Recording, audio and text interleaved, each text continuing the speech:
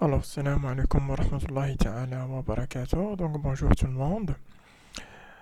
Alors, je voulais bien vous expliquer notre cours de sémiologie de l'anime. D'abord, donc avant de commencer, je voulais juste vous dire que c'est un cours qui est très facile, mais il contient un peu de détails. Mais lorsque vous comprenez les détails et les définitions, les symptômes, etc., donc tout va rentrer dans l'ordre. Alors, donc l'anime, donc avant de commencer le cours, donc on va parler en général. Donc l'anime, باللغة العربية c'est فقر الدم, en anglais c'est anemia. Euh, donc en général, quand quelqu'un vous dit عندي l'anémie, ou pour lui c'est manque de sang. Mais en général, حنا نعرفوها بلي c'est soit diminution des globules rouges ou la diminution de l'hémoglobine, etc. Donc il y a plusieurs définitions, donc ça dépend le statut de l'individu, etc. Ok, alors, donc on répète que l'anémie, c'est pas une maladie, c'est un symptôme, c'est comme la fièvre. Donc l'anémie, c'est la face d'une autre maladie qui se cache derrière cette anémie. Alors, sans tarder, on va passer au plan de travail. Donc, apprenez bien, donc avant de commencer un cours ou bien apprendre un cours, il faut le diviser en chapitres ou en titres, etc., pour qu'il soit bien ordonné dans votre tête. Donc, comme j'ai fait moi aussi, alors le plan de travail, on va commencer par une petite généralité, après une définition, après on va voir la physiopathologie, quel est le mécanisme qui va donner l'anémie ou comment une personne arrivera à avoir une anémie. Deuxièmement, c'est l'étude sémiologique et tout ce qui constitue les symptômes, etc. Après, on va voir la biologie et les examens. Donc, biologie examen, c'est tout ce qui c'est l'examen complémentaire du sang pour confirmer l'anémie, parce qu'on sait bien que l'anémie, elle est suspectée cliniquement et confirmée biologiquement. Après, on va voir les différentes causes ou l'étiologie de l'anémie. Donc, il y a plusieurs causes qui donnent de l'anémie ou plusieurs maladies qui peuvent avoir comme symptômes l'anémie. Et enfin, on fixera nos idées par un petit cas clinique juste pour s'amuser avec l'anémie. Alors, comme je dis, alors l'anémie, on va donc d'abord, dans ce cours, on va s'intéresser à un élément qui est le sang. Donc d'abord, donc avant de connaître quelque chose qui est pathologique, il faut savoir quelque chose qui est normal, qui est physiologique. Donc nous, on va parler en général sur le sang. Alors, le sang, on sait bien que c'est quelque chose qui circule dans l'organisme. Il a plusieurs fonctions, mais là, on va aller tout doucement. Alors, les constituants du sang. De quoi il est constitué du sang? Et juste une petite astuce aussi. Moi, quand je veux apprendre quelque chose, toujours, je pose des questions avant de lire le cours, avant de lire les paragraphes, avant de savoir qu'est-ce qu'il y a à l'intérieur. On pose des questions. Donc là, on va parler sur le sang. Alors, qu'est-ce que c'est le sang? Par quoi il est constitué le sang? Alors, le sang circulant comporte deux phases. La phase liquide, qui est le plasma, la phase solide, qui sont les éléments figurés du sang. Alors, les éléments figurés du sang, c'est quoi? C'est quoi les éléments figurés du sang? Toujours, on pose des questions. Alors, les éléments figurés du sang, ce sont les globules rouges, les globules blancs et bien sûr les plaquettes. Donc, on répète. Donc, c'est quoi le sang? Guna, c'est quelque chose qui circule dans l'organisme. C'est quelque chose de liquide. Alors, elle est constituée par deux phases, la phase liquide et la phase solide. La phase liquide, c'est quoi? On a dit, c'est quoi la phase liquide du sang? C'est le plasma. C'est quoi la phase solide du sang? C'est les éléments figureux du sang, qui sont les globules rouges, les globules blancs et les plaquettes. Ok, on va encore un peu de ces petites notions. Alors, oui, oui, la phase liquide, c'est du plasma, mais encore, c'est quoi ce plasma? Alors, ce plasma, c'est tout simplement, c'est de l'eau, des protéines, des électrolytes et les facteurs de la coagulation. Oh, ok, c'est bon, j'ai compris la phase liquide et les éléments figurés du sang. Alors, les éléments figurés du sang, c'est déjà mentionné, mais on va répéter. globules rouges, globules blancs, plaquettes. Alors, les globules blancs ont plusieurs nominations. حنا نزيدو لها برك وحده سي les hématies. Les alors, قلنا les hématies. Alors, la caractéristique des globules rouges, c'est qu'ils sont anucléés, ils n'ont pas de noyau, dépourvus de noyau. Et ils ont une petite protéine qui est elle est très importante, c'est l'hémoglobine, qui est une protéine transporteuse de l'oxygène. Cette notion, retenez-la très bien. Hémoglobine, transporteur de l'oxygène. Ok, parce que après on va parler de cette notion. Alors, les globules rouges, donc tandis qu'on parle de l'anémie, donc c'est l'élément le plus comment dire, c'est pas le plus important, mais c'est celui que tourne cette maladie. C'est les globules rouges en général. Alors, il y a plusieurs façons de compter cet élément qui est les globules rouges. D'abord, la plus simple, c'est le nombre de globules rouges par millimètre cube. Alors, par millimètre cube, donc bien sûr, nous, on n'a qu'un échantillon de sang. On ne peut pas calculer tous les globules rouges dans tout le sang. On a pris juste un petit échantillon et on va le standardiser sur tout le sang. Donc, on a pris un millimètre cube et on a compté les globules rouges. On a remarqué qu'ils se différencient entre les sexes. Alors, chez la femme, il est entre 4 à 5,5 millions par millimètre cube. Et chez l'homme, 4,5 jusqu'à 6,5 millions par millimètre cube. Alors, personnellement, je n'apprends pas les valeurs. T'as des petits paramètres parce qu'on va les retrouver prochainement ou là, futurement au niveau des FNS. Mais, entre parenthèses, je les apprends à la dernière minute de l'examen. Juste pour avoir 0,5 ou la 0,25. Mais pour ma formation, etc., je ne les apprends jamais. Parce qu'il y a autre chose que je dois comprendre, autre chose que je dois apprendre. Alors, après on passe au taux d'hématocrite. Le taux d'hématocrite, il est un peu... que je نقدروا نحفظوه هكا rapidement. Mais pour les globules rouges, non. Alors, le taux d'hématocrite, c'est quoi? Qu'est-ce que c'est l'hématocrite? Donc, toujours on pose des questions. Alors, d'abord, c'est quelque chose qui exprime en pourcentage. Et leur valeur, c'est que c'est un volume occupé par les globules rouges, tout simplement. Par rapport au sang total. معناتها شحال كاين globules rouges في le sang total. شحال مشادين les globules rouges من le sang. Alors, toujours selon le sexe, chez la femme 38 à 47%, chez l'homme 42 à 54%. Donc vous voyez, donc il compte entre 47 et 57. Entre 47 et 54. Donc c'est les environs de 50. C'est pour ça que vous pouvez le. Alors, encore, là j'ai oublié de mentionner le taux d'hémoglobine. Alors, l'hémoglobine aussi, il compte en grammes par 100 millilitres. Généralement, il compte de la femme entre 12 à 16 grammes par 100 millilitres. Retenez bien les unités, retenez bien les valeurs de l'hémoglobine. Parce que obligatoirement, c'est très important. Parce que c'est l'élément clé de l'anémie. Chez l'homme, il y a entre 14 à 18 grammes par 100 millilitres. Donc vous voyez toujours chez l'homme, il y a toujours les valeurs, ils sont un peu élevées par rapport à la femme. Alors, on vient à ce qu'on appelle les indices hématimériques. Alors, les indices hématimériques, ce sont des indices qui seront calculés par des valeurs qu'on a déjà calculées avant. Alors, moi j'ai pris les deux parce que ce sont les très importants. Même flux court à la sémiologie, c'est les... Comme on dit, c'est le plus... c'est le VGM et le CCMH. Alors, tout simplement, c'est quoi VGM? C'est volume global moyen.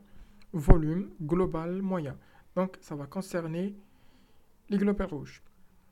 Le CCMH, c'est la concentration corpusculaire moyenne en hémoglobine. Ok, donc le premier, il va concerner les globules rouges. Le deuxième, c'est l'hémoglobine, tout ce qui est couleur, chrome. Alors, normalement, les globules rouges, ils sont normochromes et normocytaires. Normochrome, c'est par rapport au CCMH, parce que c'est couleur, Donc, hémoglobine normocytaire, c'est par rapport au volume global moyen. Le volume de la cellule qui fait chico. Alors, les globules blancs, c'est un élément figuré du sang aussi, ou ce qu'on appelle les leucocytes. Donc, ils ont un rôle dans la défense, etc. Ce sont des cellules nucléaires. Ça, c'est à part. On va les plaquettes. Les plaquettes aussi, ils ont un rôle important, on va voir. Alors, les plaquettes, c'est quoi? Qu'est-ce que c'est des plaquettes? Toujours, on pose des questions. Alors, les plaquettes, tout simplement, ce sont des fragments de cytoplasme. Elles ont un rôle prépondérant dans l'hémostase primaire. Alors, ici, il faut faire كما يقولوا نقط فوق الحروف. Qui dit que les plaquettes ont un rôle dans l'hémostase, c'est un peu flou. Il faut dire dans l'hémostase primaire. Parce que c'est vrai, il doit le break l'hémostase primaire. Parce que l'hémostase, c'est un grand phénomène avec plusieurs étapes, etc. Hémostase primaire, secondaire, etc. Les plaquettes, le rôle primordial est qu'on fait la hémostase primaire. Ok. Alors, les plaquettes en général, ils connaissent entre 200 000 et 400 000 par millimètre cube. Ils se vérifient aussi par les frottis sanguins. Ok. Maintenant, un résumé de la généralité. Au la généralité, on va le résumer ici. Alors, le sang est là sur plusieurs fonctions. Transport de l'oxygène au tissu grâce à l'hémoglobine, contenu dans les globules rouges. Donc, toujours, vous voyez, je vais dire ça en première ligne, parce qu'elle est très importante. On va voir après pourquoi. Alors, défense, donc encore le sang, il a un rôle dans la défense de l'organisme contre les antigènes grâce aux globules blancs. L'arrêt des hémorragies lors de blessures grâce aux plaquettes et aux facteurs de coagulation. Et le lieu de fabrication des éléments figurés, c'est la moelle osseuse. Ici, j'ai bien mis lieu de fabrication. Parce que ils sont fabriqués au niveau de la moelle osseuse, mais les autres étapes de la multiplication, la maturation, etc., chaque élément, il a son endroit spécial. Mais, comme on dit, la source là, c'est tous la moelle osseuse. Ok, on passe. Maintenant, on rentre dans notre sujet propre, c'est l'anémie. Alors, l'anémie, c'est quoi? Qu'est-ce que c'est une anémie? Alors, quelqu'un vous pose la question, monsieur, qu'est-ce que ça veut dire? Ou la mademoiselle, ou la madame, qu'est-ce que ça veut dire l'anémie? Mais du coup, là, l'anémie, c'est une maladie, ou l'anémie, c'est un symptôme. Non, il faut donner la définition précise. Voilà, l'anémie, c'est une diminution du nombre de globules rouges, du taux d'hémoglobine et taux d'hématocrite. Qu'est-ce que ça veut dire ça? Mais il faut toujours donner la vraie définition ou la vraie notion. Après, qui met fin mouche, on rentre dans les détails. Parce que, comme on dit, parce qu'ils vont nous juger. Par exemple, ils disent là, c'est une maladie. Non, c'est faux, c'est pas une maladie. Parce que n'oubliez pas qu'il y a des malades qui sont intelligents et des malades intellectuels, etc. Donc, il faut faire très attention. On va avec la meilleure définition de l'anémie. Alors, avant de passer à là, donc on a la définition pour que j'explique quelque chose. L'anémie est définie comme une diminution du nombre de globules rouges, de taux d'hémoglobine et taux d'hématocrite. Donc ici, ils ont cité 3 paramètres.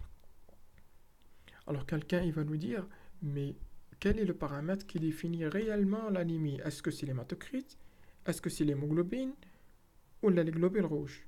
Donc, la définition elle était un peu large. Ils ont encore beaucoup plus précise. La meilleure définition de l'anémie, c'est tout simplement la diminution du taux d'hémoglobine, car cette dernière reflète la valeur fonctionnelle des globules rouges. Donc voilà. Maintenant, qu'est-ce que ça veut dire l'anémie? C'est la diminution de l'hémoglobine. T'es sûr?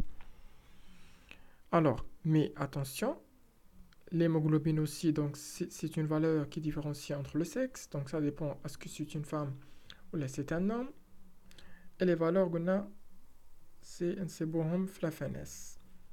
C'est la notion de un diapo spécial pour ne pas oublier que l'anémie c'est un symptôme et c'est pas une maladie. Qui m'a appelé la fièvre c'est un symptôme, pas une maladie. C'est la même chose pour l'anémie. Un symptôme et non une maladie. Malgré que la plupart ils tombent dans le piège. Maintenant, on vient à la physiopathologie. Alors, comment on vient à l'anémie, ou là, comment l'anémie se produit.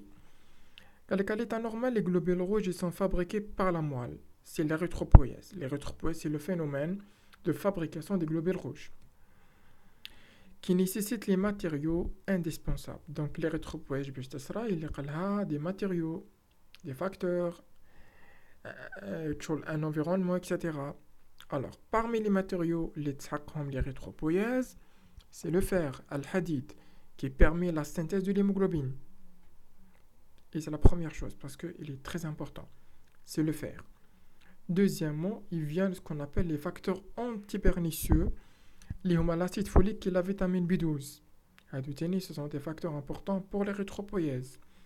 Aussi, ils sont indispensables. Comme ils connaissent ما تصراش l'érythropoïèse. علاش exactement? Parce qu'ils rentrent dans la synthèse de l'ADN, donc à la multiplication cellulaire. Donc je vois هذه تؤدي إلى هذه, tandis qu'ils يسحقوهم pour la synthèse de l'ADN. Donc la cellule إذا ما صابتش ما راحش دير l'ADN, ما راحش تصرا multiplication, on n'aura pas de globules rouges, etc. Donc c'est une cascade. On va dire que les facteurs antipernicieux, c'est bon, on a parlé. Donc l'érythropoïèse, elle est réglée par une hormone. Donc toujours dans l'organisme, c'est une chaîne. Quelqu'un, il passe à quelqu'un. Quelqu'un, il passe à quelqu'un. Ou là, quelqu'un, il commande quelque chose, etc. C'est une chaîne. Jamais حاجة تكون تصرا وحدها indépendante. Alors l'érythropoïèse est réglée par une hormone qui est l'érythropoïétine. D'où vient cette érythropoïétine? Toujours, on pose les questions. L'érythropoïétine est d'origine rénale. D'origine rénale. Donc, même une insuffisance rénale, قادر ما تكونش عندنا l'érythropoïétine, قادر تكون عندنا une anémie. Donc, quelqu'un qui est anémique, ne pensez pas que manque de fer, manque de vitamine B12. Faites un bilan rénal ou chauffez le rein, est-ce qu'il fonctionne bien? Parce que قادر تكون d'origine rénale. Donc, il stimule l'érythropoïèse, son taux est augmenté en cas d'hypoxie. علاش hypoxie? هنا اللي هضرنا عليها قبيله كي قلت لكم retenez bien cette notion que l'hémoglobine il transporte l'oxygène. علاش كي تكون une hypoxie يطلع لنا le taux d'hémoglobine? Tout simplement, l'organisme il a besoin d'oxygène. واش راح يدير? Il va cibler l'élément qui touche cette notion ou qui transporte l'oxygène, qui est l'hémoglobine. واش راح يدير? يزيد la quantité تاعه pour que les tissus ils vont avoir beaucoup plus d'oxygène. Il va augmenter la synthèse de l'hémoglobine. Encore l'érythropoïèse, elle est stimulée par autres hormones, thyroïdiennes, la STH et les androgènes. Ok, la vitamine B12, c'est importante. Et lorsqu'il y a donc juste une petite information qui connaît un manque au niveau de la vitamine B12, les signes les plus flagrants, ils seront des signes neurologiques. Donc, il y a une anémie avec des signes neurologiques dominantes, il probablement une hypovitaminose B12. Alors, la durée de vie normale des globules rouges elle est de 120 jours. Donc, leur mort c'est 120 jours. Au terme desquels ils ont détruit. Donc après 120 jours, c'est la mort des globules rouges, ce qu'on appelle l'hémolyse physiologique. Attention, parce que quand il y a l'hémolyse pathologique, qui fait une farqobinatum, fait la notion de l'âge, alors à 120, c'est la physiologique. 119, pathologique. 118, pathologique. À 120, comme ça, physiologique. Au-delà, ou là, moins de 120, pathologique. Dans le cas d'état normal, il y a un équilibre parfait entre l'érythropoïèse et l'hémolyse. Ok. Et là, donc je vais m'arrêter un peu pour bien expliquer. Alors, dans l'organisme, donc la moelle osseuse, c'est elle qui va livrer ou la libérer les réticulocytes. Généralement, c'est 1% chaque jour. Donc, c'est quelque chose de quotidien. Elle est fixée. 1% chaque jour, elle va libérer 1% de réticulocytes. L'autre sens, il y a l'hémolyse. Chaque jour, il y a une quantité qui sera hémolysée. Donc, il y a un équilibre. Toujours le taux dans les éléments figurés du sang est presque stable. Alors, qui sera un petit équilibre, un petit déséquilibre entre les deux notions, soit hémolyse, soit libération des réticulocytes, il y a un trouble ou là, une pathologie. Donc, toutes les maladies, c'est un trouble d'un équilibre. Trouble de haja kaina. La plupart du temps, sauf les maladies, auto-immunes, etc. Voilà. Donc, l'anémie, l'anémie résulte de la rupture de cet équilibre. Elle peut relever avec plusieurs mécanismes. Soit par raccourcissement de la durée de vie des globules rouges, par exemple à 115 à 114, sera la l'hémolyse. Donc c'est une hémolyse pathologique, parce que inférieure à 120. Soit par un excessif des globules rouges, ou là l'inverse. L'hémolyse تقل شوية ou toujours il y a la libération des réticulocytes. Donc le nombre de globules rouges il va augmenter. Aussi, on a la perte excessive. Quels sont les mécanismes qui peuvent donner la perte? Non, attention, j'ai commis une petite erreur. Alors, l'anémie, mais chez l'augmentation, c'est toujours diminution, oui. Donc, soit un raccourcissement de la durée de vie des globules rouges, ça, on a c'est l'hémolyse pathologique, inférieure à 120, ou là, par perte excessive des globules rouges. Donc, les globules rouges kainin, l'hémolyse elle est physiologique 120, mais c'est un mécanisme de la perte excessive des globules rouges. Ok. Alors, quels sont les mécanismes ce qu'on appelle la perte excessive des globules rouges? Par exemple, une hémorragie. Digestif, qui m'a de l'homme, par exemple génital, surtout les troubles du cycle de la femme, etc. Mouhim, perte excessive de globules rouges, ça peut causer une anémie. Soit par une insuffisance de production médulaire. Là, c'est d'origine centrale. Maintenant, la moelle osseuse, elle ne donne pas beaucoup de globules rouges ou là de réticulocytes. Alors, quels sont les facteurs ou quelles sont les causes d'une insuffisance médulaire? Alors, d'abord, bien sûr, quitte qu'on a les matériaux, ça c'est évident. Soit manque de fer, soit manque des les facteurs antipernicieux, etc. Donc toute carence dans ces matériaux, elle peut provoquer une anémie centrale. Deuxièmement, par une anomalie de sécrétion de l'érythropoïétine, une anémie d'origine rénale. Ce qu'on appelle une anémie de l'insuffisance rénale. Donc elle est généralement secondaire. Ou là, une anémie qui est d'origine une anomalie de la moelle osseuse. Maintenant, la moelle osseuse sera quelque chose d'anormal. Par exemple, elle a été envahie par les cellules malignes en cas de leucémie aiguë, ou bien l'anomalie primitive réalisant l'insuffisance médulaire, ou la cadre même congénitale, ce qu'on appelle l'anémie de mécanisme central, au cours de laquelle le taux de réticulocytes est bas. Il s'agit d'une anémie arogénérative. Alors là, je vais m'expliquer la notion régénératif. Alors, كيفاش نعرفوا une anémie régénérative ou la arogénérative? C'est tout simplement qu'il y a le taux نحسبوه, donc on va y arriver après. C'est le taux de réticulocytes. Alors attends, je vais voir est-ce que... Allez, attends pas encore. Alors, on va précipiter un peu, ou après on va répéter pour juste fixer. Alors, comment on sait si c'est une anémie régénérative ou non? On va calculer ce qu'on appelle le taux de réticulocytes.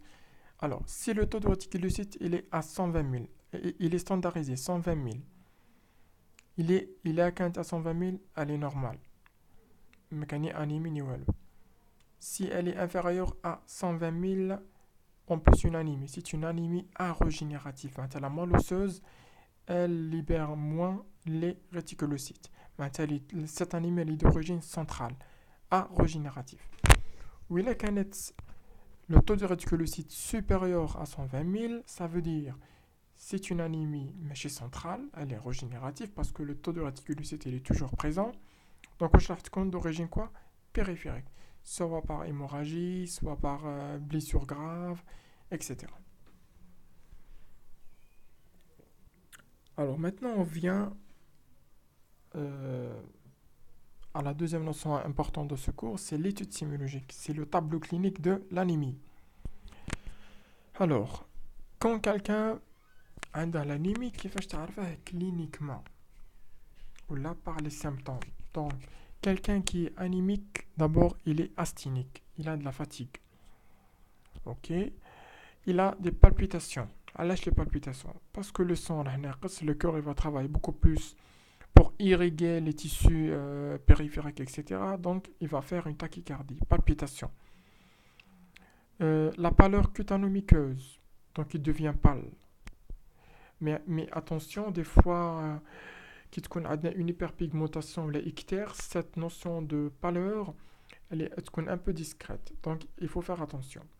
Mais on peut la détecter autre régions, par exemple le lit inguinal au niveau des angles, où on a vraiment flanormal du cône rose, mais pas d'anémie, il devient pâle. Au niveau des conjonctives, des muqueuses, des lèvres, etc. Donc, vous le savez bien. On peut y avoir aussi une hypertrophie de la rate, ce qu'on appelle la splénomégalie. Pourquoi la rate alors qu'on est en anémie? Alors tout simplement parce que la rate, c'est la cimetière des globules rouges. Donc s'il y a une hémolyse surtout, donc la destination sera la rate. Mais attention, toujours on a dit il y a quelque chose qui compte physiologique ou quelque chose qui compte pathologique. Il y a une hémolyse physiologique. ما كانتش كاينه hypertrophie. Voilà, parce que qu'elle est rythmique, donc la rate, elle sait bien comment métaboliser les déchets, etc. Donc elle n'arrive pas à s'hypertrophier. Mais quand quelque chose est augmenté, il y a beaucoup de globules rouges, beaucoup d'hémoglobine, etc. Donc la rate, elle est décompensée. خلاص, elle ne peut pas faire tout ce qu'elle peut. C'est pour ça que c'est la hypertrophie. Maintenant, une dyspnée. Pourquoi la dyspnée ou là pourquoi un symptôme soufflé? Dans le souffle, quelqu'un qui prend du souffle, parce que tout simplement il y a un manque d'hémoglobine. قلنا l'hémoglobine, c'est quoi le rôle تاعها في الأول? C'est l'oxygénation. Donc إذا كانت l'oxygénation ناقصة واش راح يصرى؟ L'organisme va déclencher l'alerte. Comment déclencher l'alerte? Il va avertir le poumon que je suis en manque d'oxygène. Donc les poumons, ils vont augmenter les mécanismes pour avoir beaucoup plus d'oxygène. Polypnée, tachypnée, etc. Tous les phénomènes.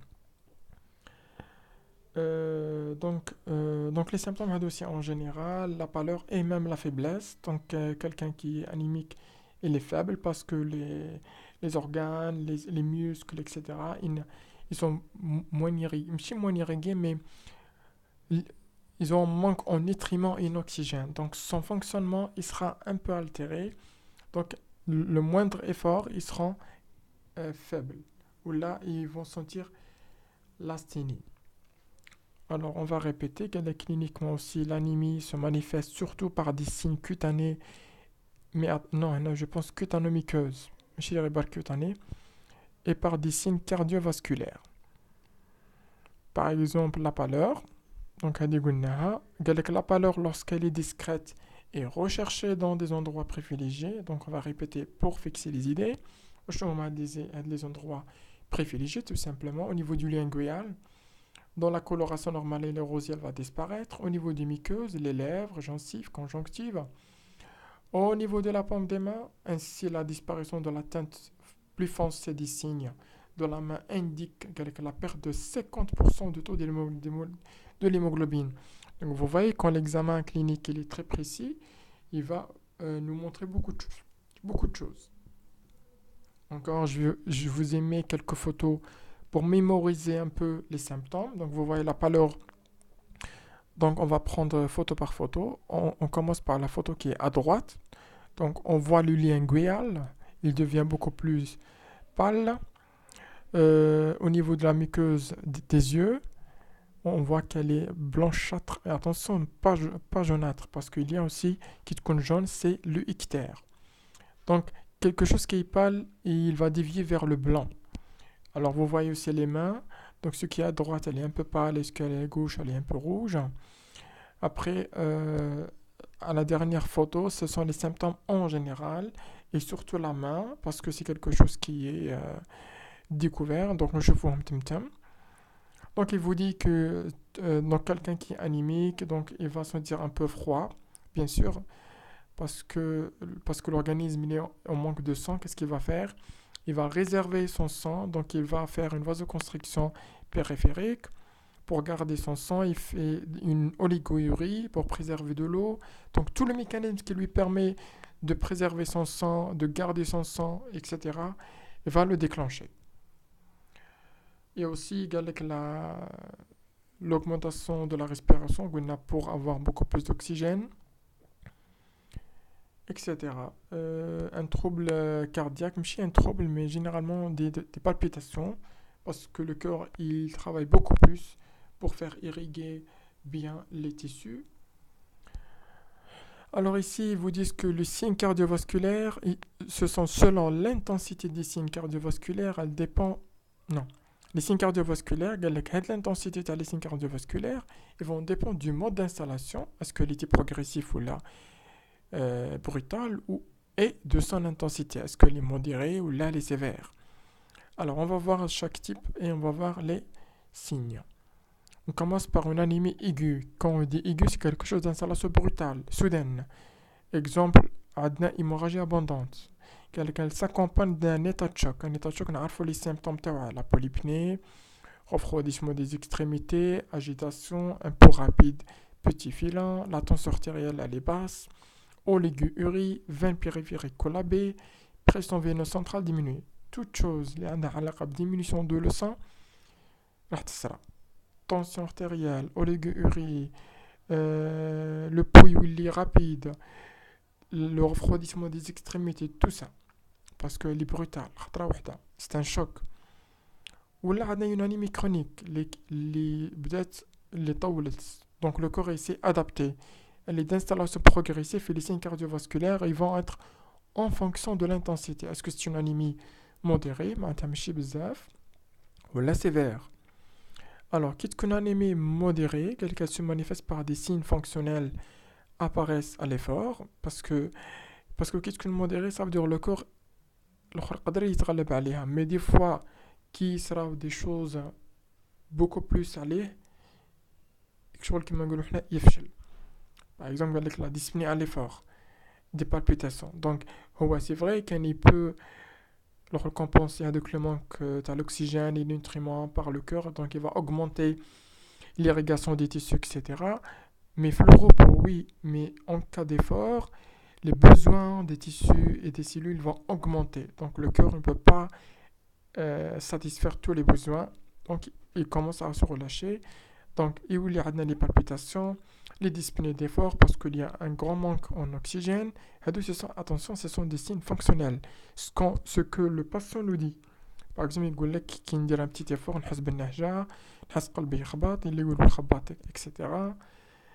Et on part des journaux les signes physiques. Les qui de l'examen, on va les trouver. Par exemple, un souffle systolique du point de l'insuffisance mitrale fonctionnelle qui va fonctionnel parce que par manque de sang. Mais chez la mitrale, elle est atteinte. Et la caractéristique du souffle systolique, c'est que il est non irradié.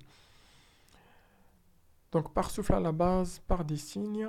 Ok, et il y a des signes radiologiques, augmentation de l'indice cardio-thoracique et par des signes électriques. Tout ça, ce sont des examens complémentaires.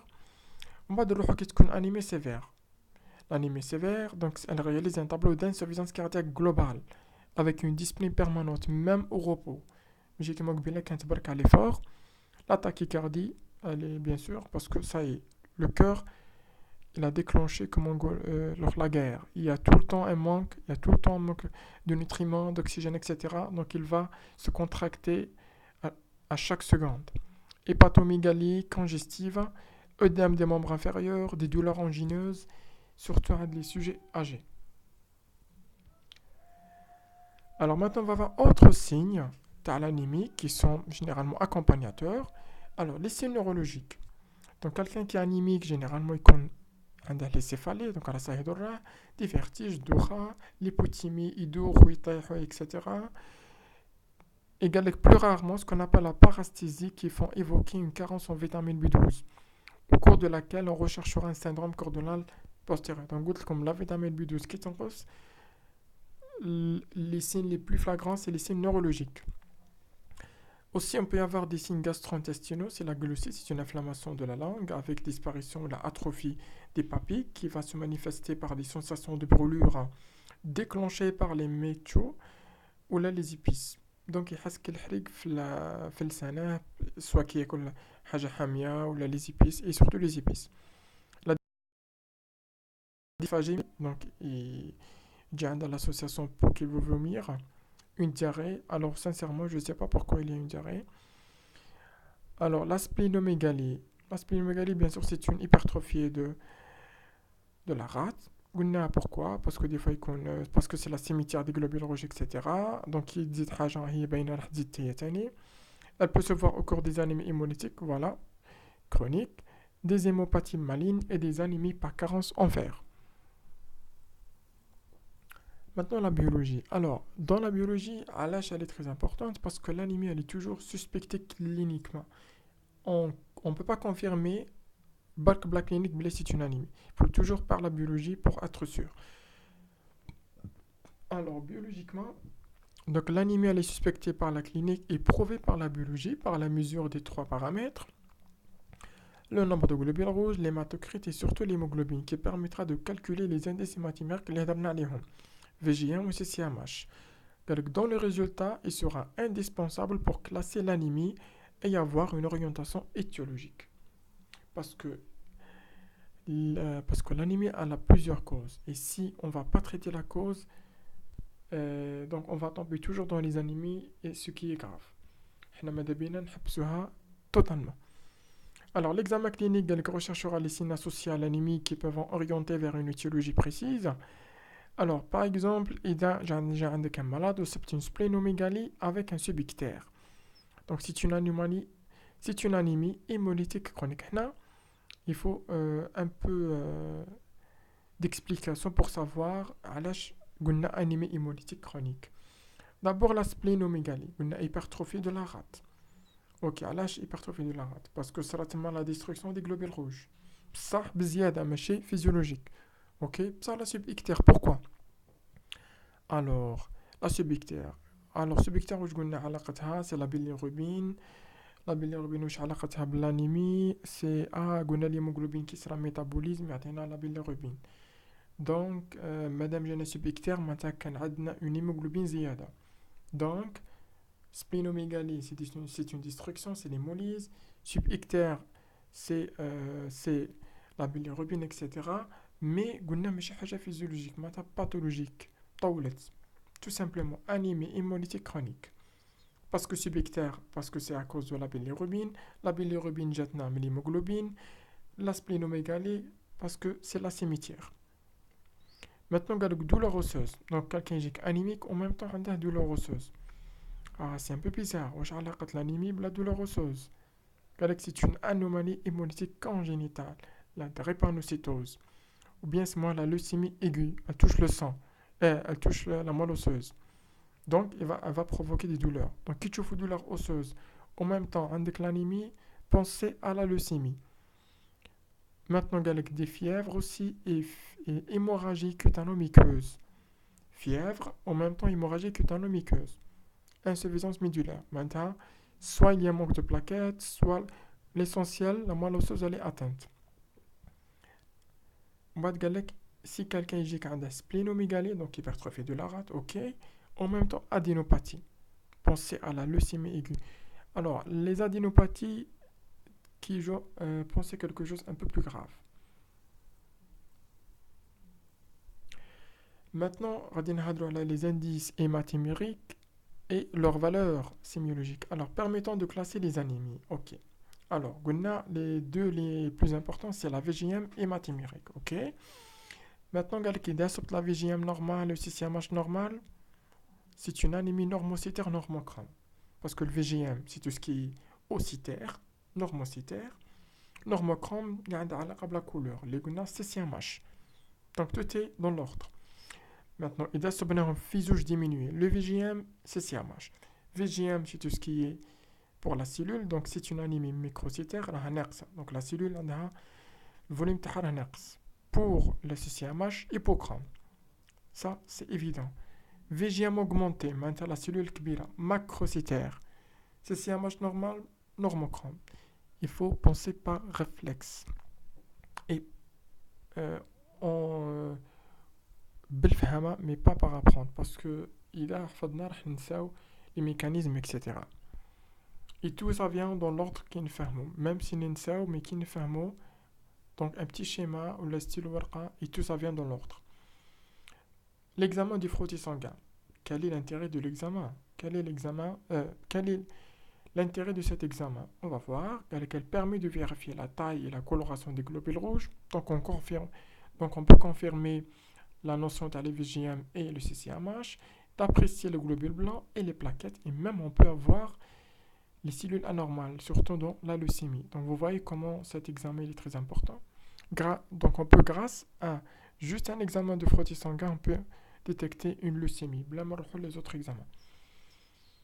Il y a aussi l'examen c'est le taux de réticulocytes, donc sans trop détailler. Alors, taux de réticulocytes standardisé 120 000 par millimètre cube.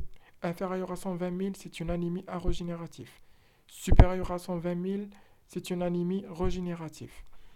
Une anémie qui est arogénérative, inférieure à 120 000, elle est d'origine périphérique. D'origine centrale. Taux de réticulocytes inférieur à 120 000, elle est arogénérative, d'origine centrale. Plus de 120 000, elle est régénérative d'origine périphérique. Mais comment quelle est l'astuce? Alors, la moelle osseuse toujours elle donne 1% de réticulocytes. Ok. Alors, إذا صبنا بلي le taux de réticulocytes est inférieur de 120 000, quelle est la cause? C'est la moelle osseuse. La moelle osseuse marche de 1%. Donc, cette anémie elle est d'origine de la moelle osseuse centrale. Maintenant, Sabna, le taux de réticulocytes tala, faut que 120 000. Qu'est-ce que ça veut dire? Ça veut dire que la moelle osseuse elle donne beaucoup plus que le 1% physiologique. Donc, la moelle osseuse elle est active, elle travaille normal. Donc, quelle est l'origine de cette anémie? Si périphérique, c'est à nous de rechercher est-ce qu'il y a une hémorragie digestive, génitale, etc. Aussi, il faut faire le tâche de voir est-ce qu'il y a un métabolisme excessif de l'hémoglobine. Donc, si elle est supérieure à 5 mg par litre, donc surtout, on va déduire qu'il y a une hémolyse pathologique. Il a bien dit pathologique. Parce que في الحالة العادية تكون كاينة وقال لك supérieure à 5 mg. معناتها ماشي تسيبوا برك لا بالروبين تقولوا خلاص رانا في لانيمي هيموليتيك. ومن بعد قال لك le fer sérique aussi هنايا قال لك fer sérique parce que le fer capital aussi كاين ولا le capital de fer. Mais généralement pour détecter l'anémie نقيسوا برك le fer sérique. قال لك normalement il compte entre 100 il compte environ 100 grammes pour 100 millilitres. Puis 100 millilitres de plasma, c'est beau 100 grammes de fer. Il est bas en cas de carence martiale, bien sûr. Qui contient un manque de fer, le fer sérique. Maintenant, on va passer aux étiologies. Quelles sont les causes des anémies? Alors, il y a des anémies chroniques qui sont d'origine soit centrale, soit périphérique. Alors, les anémies par carence en fer. Donc, les causes les plus fréquentes sont les hémorragies génitales chez la femme et hémorragies digestives chez l'homme.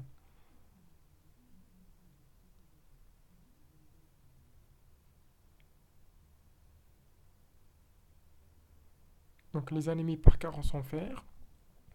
Les causes les plus fréquentes, c'est les hémorragies génitales chez la femme et les hémorragies digestives chez l'homme. Parce que lorsqu'il y a la perte des globules rouges, du plasma, etc. Et surtout le plasma parce qu'il contient le fer. Biologiquement, l'anémie elle est de type microcytaire, hypochrome, avec hyposidérémie, un manque de fer sérique. Voilà. Parce que quitte sera les hémorragies, il y aura perte de les paramètres les canines le sang. Le fer, le plasma, les électrolytes, globules rouges, globules blancs. C'est une perte grave. Alors, إذا كانت عندنا les hémorragies, biologiquement, les cellules sont de type microcytaire, hypochrome. Mais retenez bien cette notion, on va revenir à la fin. Ou là, il peut y avoir des anémies par carence en facteurs antipernicieux, les gounas l'acide folique ou la vitamine B12. Alors, carence en acide folique, soit un déficit d'apport qui est démasqué par les grossesses. Généralement, la femme enceinte, toujours, on lui donne l'acide folique parce qu'il peut y avoir un manque. Ou là, la carence en vitamine B12 par un malabsorption, surtout dans les maladies intestinales, la maladie de cœliaque, la maladie Crohn, les inflammations, etc. Donc, elle se manifeste cliniquement par une anémie profonde associée à des signes digestifs, parce que malabsorption, etc., et à des signes neurologiques, surtout la vitamine B12. Manque de vitamine B12, les signes digestifs en même temps neurologiques. Donc, c'est ça qui est très bien. Donc, parce qu'il y a des petites choses qui nous permettent de différencier les types d'anémie. Alors, quel signe neurologique dans la vitamine B12? C'est le syndrome coronal postérieur en cas d'avitaminose B12. Maintenant, avitaminose, la vitamine B12, ما كانش كاع. Parce qu'il y a une différence entre avitaminose, c'est l'absence, et l'hypovitaminose, برك ناقصة, c'est la diminution. Alors, dans les anémies par carence en facteurs antipernicieux, la biologie, راح نحسبوا l'anémie de type macrocytaire et normochrome. Vous voyez, chaque anémie a là sa biologie spéciale. Maintenant, l'anémie hémolytique chronique, donc طولت شوية. Cliniquement, on retrouve la triade classique pâleur, subictaire, splénomégalie. Pâleur باينة, subictaire قلنا علاش parce que l'hémoglobine, métabolisme, la bilirubine, accumulation bilirubine, subictaire. Splénomégalie, c'est la cimetière باينة, c'est la hypertrophie تتعمر. Biologiquement, كيفاش تكون la biologie تاع un anémique hémolytique chronique. Anémie est associée à une augmentation de la bilirubine indirecte. Vous voyez? Alors, maintenant, une augmentation du réticulocyte et un fer sérique variable, قادر يكون normal ou là augmenté. Parce que là, c'est l'hémolyse. معناتها عندها علاقة بالtaux du réticulocyte. معناتها هنا la moelle elle va compenser la perte. Mais le fer, il peut être normal comme il peut être augmenté. Là, ça dépend du cas اللي رانا فيه. Le cas le plus fréquent en Algérie, c'est l'hémolytique chronique, ce qu'on appelle les anémies hémolytiques congénitales dues à une anomalie de l'hémoglobine. L'hémoglobine, il est anormal. La synthèse est anormale ou là, il a été déformé, etc. L'anémie est observée chez l'enfant qui présente souvent un retard staturopondéral, ce qu'on appelle la thalassémie surtout. Alors, soit c'est une thalassémie avec aspect particulier d'un faciès de type mongoloïde, soit une drépanocytose avec des douleurs osseuses et disparition de la splénomégalie au-delà de 10 ans. Maintenant, l'anémie au cours de la leucémie aiguë. Là, on a choisi bien cette maladie pour savoir comment elle est, l'anémie les leucémies. Cliniquement, on va retrouver l'association évocatrice de la pâleur, fièvre, syndrome hémorragique, douleur osseuse, adénopathie, splénomégalie. Moi, j'ai appris les trois les plus caractéristiques: splénomégalie, fièvre, adénopathie. L'autre, c'est en général. Donc, pâleur, syndrome hémorragique, douleur osseuse, adénopathie et voilà la douleur osseuse aussi. Parce que la leucémie généralement touche aussi la moelle osseuse. Donc, les plus caractéristiques, c'est l'adénopathie, la douleur osseuse, fièvre et la splénomégalie. La biologie, c'est le frottis sanguin, parce que le frottis sanguin il nous permet de détecter les cellules malignes. Maintenant, les anémies aiguës ou les anémies aiguës, elles sont toujours d'origine périphérique.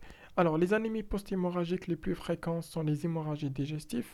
Cliniquement, c'est tableau de choc hémorragique, les hypotension, le fraude des extrémités, etc. La biologie, tu as les anémies aiguës, c'est l'hémoglobine, hématocrite et le nombre de globules rouges, ils sont normaux pendant les premières heures. Et là, on fait une petite pause. Parce qu'on va faire une petite répétition. Alors, comment ça, on est en anémie, on est en hémorragie et les taux d'hémoglobine, hématocrite ou le nombre de globules rouges est normal. C'est un peu bizarre. Alors, tout simplement non. Pourquoi? Parce qu'il y aura la perte des paramètres du sang, donc les concentrations, etc., ou les taux, ils vont être standardisés par rapport au bardéatum. دونك الهيموغلوبين تنقص مع لي جلوبيل روج، دونك ما نحسوش بالفارق. ليماتوكريت سي لي جلوبيل روج راح ينقصوا مي او ميم طون البلازما ينقص، donc il n'y aura pas une différenciation, surtout dans les premières heures. Alors après quelques heures, on va remarquer la diminution de quelques paramètres. Allège, parce que tout simplement le plasma il va compenser son volume, mais les globules rouges ils vont prendre un peu de temps. Donc on va sentir qu'il y a un taux d'hématocrite l'inqas. L'hémoglobine la même chose. C'est pour ça en cas d'hémorragie, ما تروحوش تجروا ديروا la FNS. L'essentiel, faites le nécessaire. T'as quelqu'un qui est en choc, choc hypovolimique ou la choc post-hémorragique, etc. Piquez le malade, etc. Et laissez les examens biologiques après pour savoir, etc. Est-ce qu'il y aura une anémie ou non. Bien sûr qu'il y en a, mais خلوا l'examen pour qu'il sera fiable. En même temps dans les premières heures de l'hémorragie. On va dire que l'anémie hémolytique aiguë, donc pour relever des causes diverses, l'exemple le plus caractéristique c'est l'accident transfusionnel par transfusion de sang incompatible dans le système ABO. Donc oui, c'est vrai, mais en même temps, les profs toujours ils nous disent il ne faut jamais transfuser quelqu'un qui est en anémie dans le premier choix. Mais chez quelqu'un anémique, il y a une transfusion. خلوا la transfusion sur الاحتياط. Dernier traitement. Allège parce que même la transfusion, elle peut même aussi aggraver l'anémie. Voilà, comme vous voyez, qu'elle est comme l'accident transfusionnel par transfusion de sang incompatible. Parce qu'on ne peut pas faire la transfusion, cadre n'agalto في الزمرة ou etc. Donc on peut aggraver la maladie. Il faut aller tout doucement. Cliniquement, le sujet présente des douleurs lombaires, une fièvre, une tendance au collapsus et ses urines sont rouges porto ou rouge selecto. Coloration d'eau, elle est due à l'hémoglobinurie. Bien sûr, qu'il sera l'hémolyse, etc. L'hémoglobine est dans les urines. Parce que c'est un accident transfusionnel. Donc les cellules les vont dégrader par diatom. Biologiquement, avec l'anémie associée à une hémoglobinurie, puis au bout de quelques heures, les autres signes hémolyse y apparaissent. Mais le premier signe, c'est l'hémoglobinurie. Alors, on va fixer nos idées par un petit cas clinique. Par exemple, une femme à 44 ans, elle veut consulter pour une dyspnée de stade 3 selon la NIA, d'installation progressive croissante. À l'examen clinique, vous notez une pâleur cutanomiqueuse, pas de splénomégalie, ni d'adénopathie ou hépatomégalie. Vous relevez par contre un pyrosis et une sensibilité à la palpation de l'épigastre. En attendant de compléter vos examens cliniques, vous lancez un bilan. Là, on a lancé un bilan parce que machine est une hémorragie. Donc, mais quand je la lance dans les premières heures, donc chaque cas, il y a la méthode l'inaljou biha. En même temps qu'on fait l'examen, mais le bilan راح مشى le laboratoire pour faire rapidement. En attendant de vous compléter vos examens cliniques, vous lancez un bilan. Alors, l'hémogramme, واش كاين فيه؟ l'hémoglobine 7,4, volume global moyen 112 fentolitres, globule blanc 8319, plaquettes 156. Alors, avant de passer aux questions, on va analyser ce cas clinique. On reprend les symptômes. D'abord, il y a la dyspnée. Ok, dyspnée, donc soit il y a un manque d'oxygène, soit atteinte pulmonaire, etc. Là, quand on pense en général. On ne pense pas que, parce que quand on est à l'hôpital, ما غاديش يجونا لي كا على حساب لي كور اللي رانا نقرو فيهم يجونا en général. Donc il faut penser par élimination. D'abord dyspnée, ça peut être cardiaque, ça peut être pulmonaire, etc. Ok, ça va. Ensuite on va voir les symptômes parce qu'au fur et à mesure qu'on détecte un symptôme, on va éliminer quelques maladies. Maintenant avec la pâleur cutanomiqueuse, c'est un signe flagrant. La pâleur cutanomiqueuse généralement c'est l'anémie. Ok, معليش نخلوها à part. قالك pas de splénomégalie, donc c'est quelque chose de bénin. Ni adénopathie, c'est bien. Ou hépatomégalie, c'est absence. Donc 75% maintenant on est en anémie.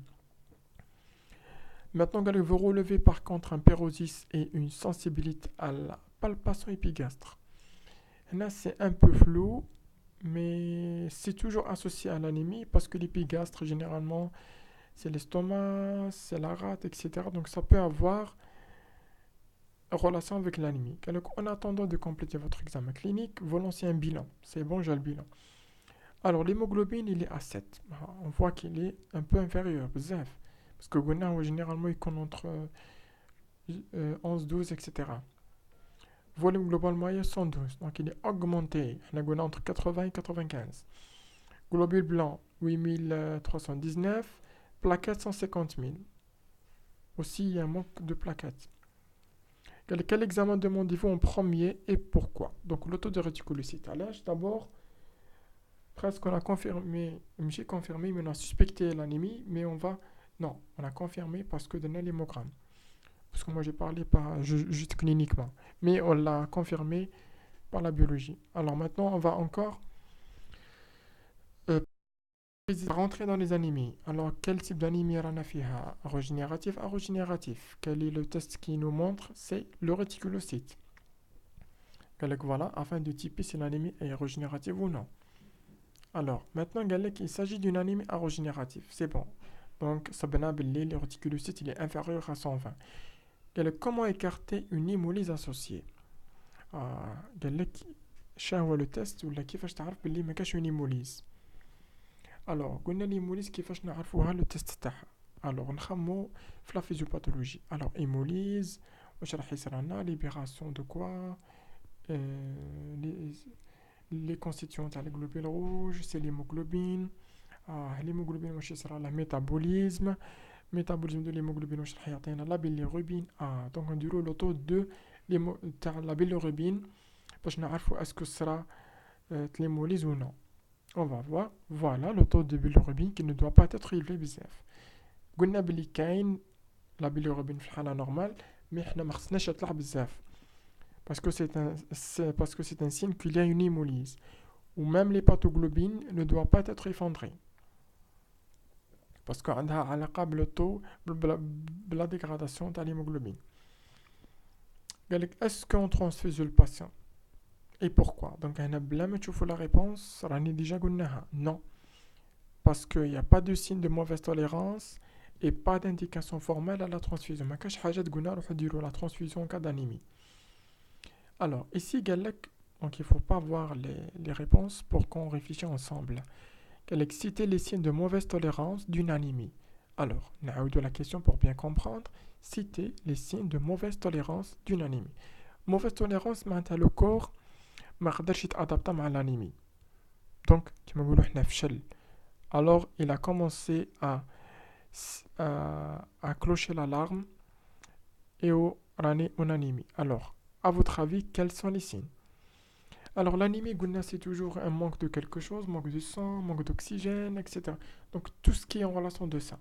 Donc, le cœur, il va contracter beaucoup plus pour irriguer les tissus, etc.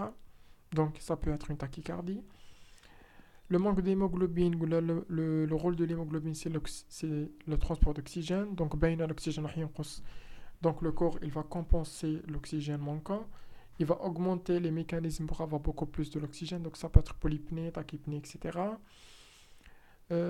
Donc, la tension artérielle, généralement, on est pour ou là. Voilà ce qu'on est pour généralement. On va voir. Alors, tachycardie, l'hypotension, c'est bon. Tachypnée pour avoir beaucoup plus d'oxygène.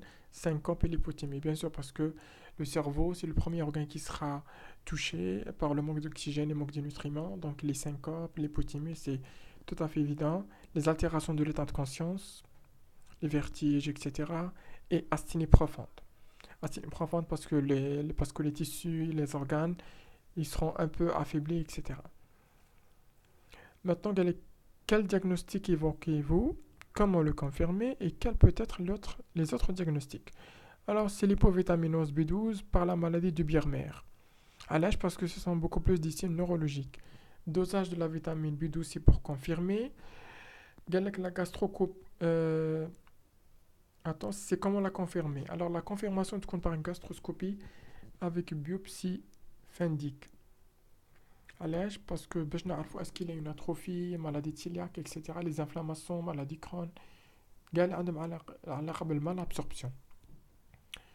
Quels peuvent être les autres diagnostics? Ça peut être un alcoolisme, un déficit en acide folique, les maladies auto-immunes, etc. Ok, maintenant vous réalisez une fibroscopie oso-gastro-duodénale qui est favorable à votre diagnostic. Et l'étude anapathe des biopsies indique également quel traitement instaurez-vous. Donc, on a fait l'hypovitaminose. La première chose qui vient en tête, c'est l'injection de la vitamine B12. Voilà.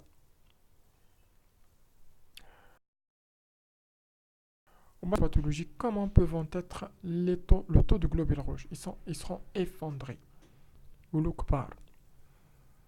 Parce qu'il y a un manque de vitamine B12. Et enfin, je vous remercie pour votre attention. J'espère que le cours a été bien expliqué. Donc, il faut refaire le cours 2 fois dans le trimestre et à la dernière minute, vous juste faire une petite révision et ça va faire la peine.